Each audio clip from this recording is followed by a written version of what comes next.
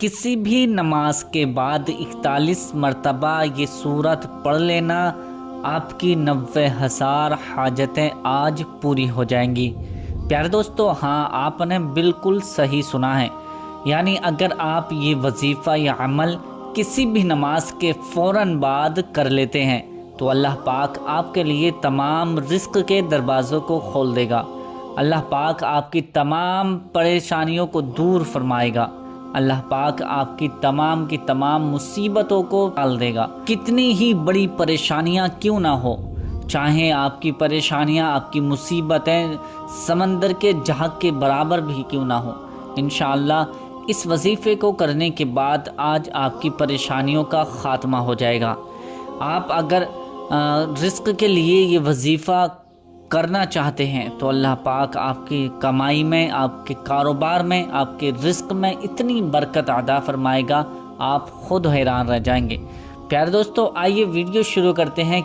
अस्सलामु अलैकुम वरहमतुल्लाहि वबरकातुहू।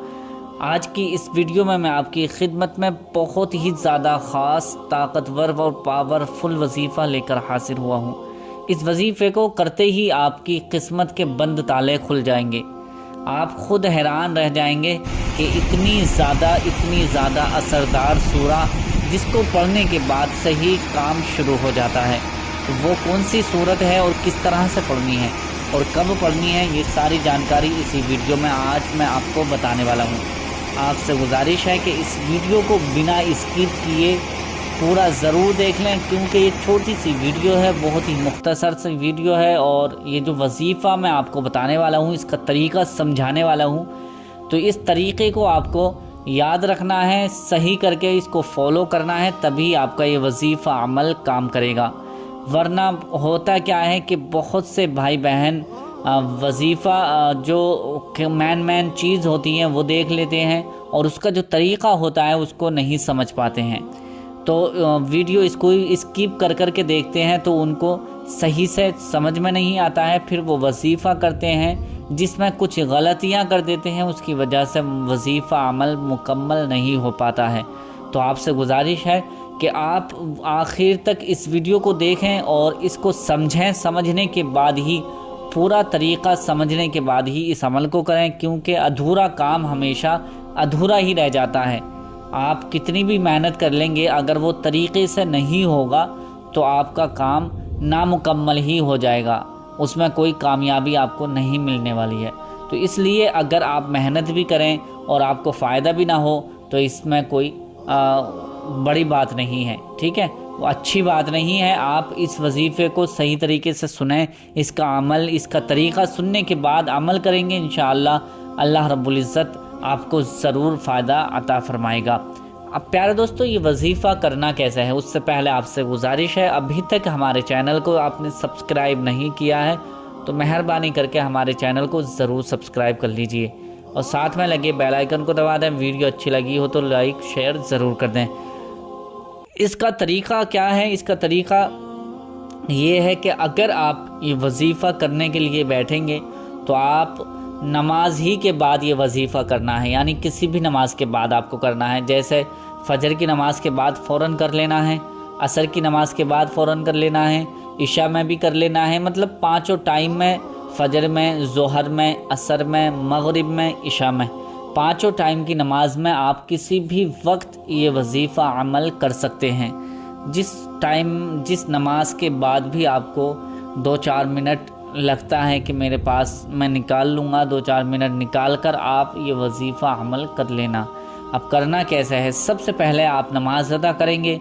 अगर आप मस्जिद में इमाम साहब के पीछे नमाज अदा कर रहे हैं तो नमाज़ पढ़ने के बाद इमाम साहब के पीछे और अपनी जो रकातें नमाज पढ़ी जाती हैं, सुन्नत नफल वगैरह, वो पढ़ने के बाद आप उसी जगह पर बैठे रहें।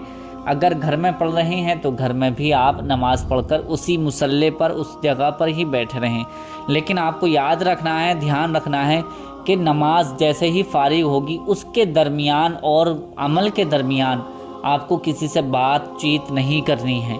यानी अगर जैसे ही आपने नमाज़ पढ़ी और आपका इरादा है कि मैं अभी वजीफ़ा करने वाला हूँ, तो आपको बीच में किसी से बोलना नहीं है, किसी से बातचीत नहीं करनी है, खामोश ही रहना है।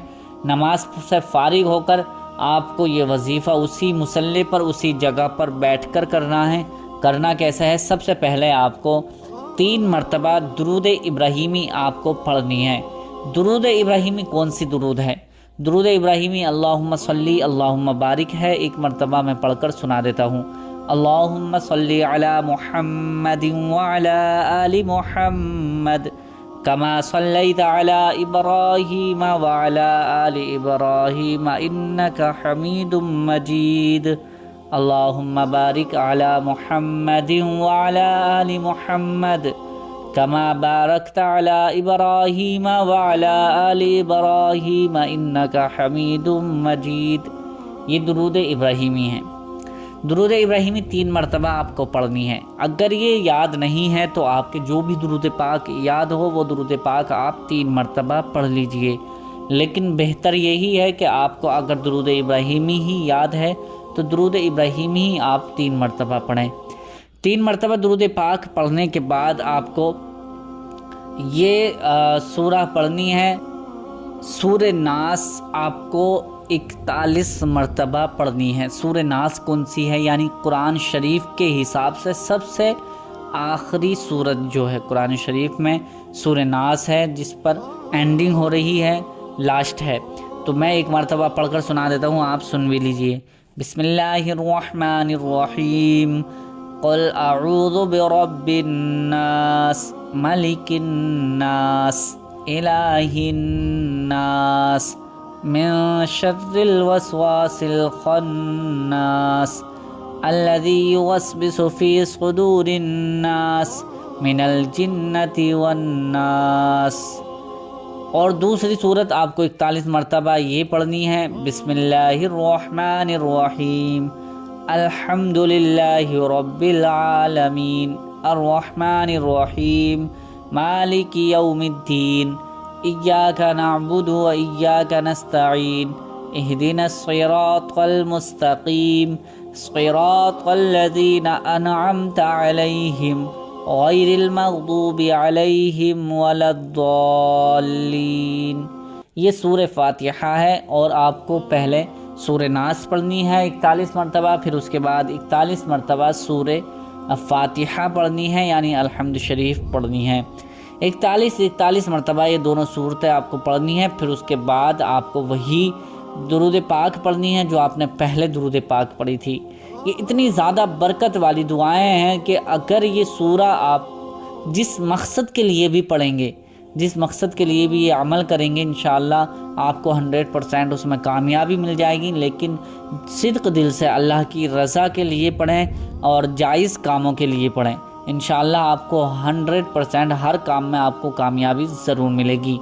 अब इसका तरीक़ा जो है ये मैंने आपने पूरा सुन लिया है। अब इसके बाद आप हाथ उठाकर दुआ करें अल्लाह पाक से, जो भी आप के दिल में तमन्ना है, मकसद है आपका, उसके लिए दुआ करें। अल्लाह रब्बुल इज़्ज़त आपके हर मकसद को कामयाबी अता फरमाएगा। अब ये वजीफ़ा आपको कम से कम 3 दिन करना है और ज़्यादा आप जितना चाहें कर सकते हैं। जैसे 3 दिन में आपको लगता है कि असर शुरू हो गया है, कम नहीं, मतलब अल्लाह ताला आपको नवाज रहा है, अल्लाह पाक आपको खूब दौलत और मालो दौलत अता कर रहा है, तो आप 7 दिन, 11 दिन, 13 दिन, 15 दिन, 18 दिन, 21 दिन इस तरह से आप पढ़ सकते हैं। जितना चाहें इस वजीफ़े को, इस अमल को करते रहें। और रोज़ाना आपको जिस नमाज के बाद कर रहे हैं उसी नमाज के बाद आपको ये वजीफ़ा अमल करना होगा। तो याद रखें कि अगर किसी वजह से कोई मुसीबत, कोई परेशानी ऐसी आन पड़ी है कि जैसे मान लीजिए हर रोज़ आप असर की नमाज़ के बाद करते थे लेकिन आज टाइम नहीं मिल रहा है, तो आप मगरिब इशा के बाद भी ये वजीफ़ा कर सकते हैं मजबूरी में, ठीक है। अगर कोई मजबूरी नहीं है तो आपको एक ही टाइम ये वजीफ़ा करना होगा। तो उम्मीद करता हूँ प्यारे दोस्तों ये वीडियो आपको बहुत ज़्यादा पसंद आई होगी। पसंद आई है तो इसे लाइक करना ना भूलें और शेयर करना भी ना भूलें। शेयर ज़रूर कर दें। मिलते हैं अगली नई वीडियो में, तब तक के लिए अल्लाह हाफिज़।